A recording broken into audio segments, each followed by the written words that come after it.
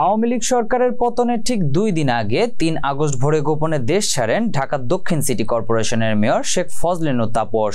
আর 5 August দুপুরে প্রধানমন্ত্রী শেখ হাসিনার পদত্যাগ ও দেশ ছাড়া খবর প্রচারিত হওয়ার পরপরই আত্মগোপনে চলে যান ঢাকা দক্ষিণ সিটির আওয়ামী লীগ সমর্থিত কাউন্সিলররা। একইভাবে ঢাকা উত্তর সিটির আওয়ামী লীগ সমর্থিত কাউন্সিলররা গা ঢাকা দিয়েছেন। ঢাকা দক্ষিণ সিটিতে সাধারণ কাউন্সিলরের পদ 75টি, এর মধ্যে আওয়ামী লীগ সমর্থিত কাউন্সিলর 67 জন। অন্যদিকে ঢাকা উত্তর সিটিতে সাধারণ কাউন্সিলরের পদ 54টি, এর মধ্যে আওয়ামী লীগ সমর্থিত কাউন্সিলর 51 জন। শেখ হাসিনা দেশ ত্যাগের আগে ও পরে 48 ঘন্টার মধ্যে 2 সিটির আওয়ামী লীগ সমর্থিত বেশিরভাগ ওয়ার্ড কাউন্সিলরের দাপ্তরিক কার্যালয়ে ভাঙচুর, লুটপাট ও অগ্নিসংযোগ করা হয়। 5 আগস্ট দুপুর থেকে গতকাল পর্যন্ত ঢাকার 2 সিটির আওয়ামী লীগের 118 জন কাউন্সিলরের কার্যালয় বন্ধ রয়েছে। এর মধ্যে 12 জন কাউন্সিলরের কার্যালয়ে গিয়ে দেখা যায় কোনোটি ভাঙচুর করা হয়েছে, কোনোটি আগুনে পুড়িয়ে দেওয়া হয়েছে।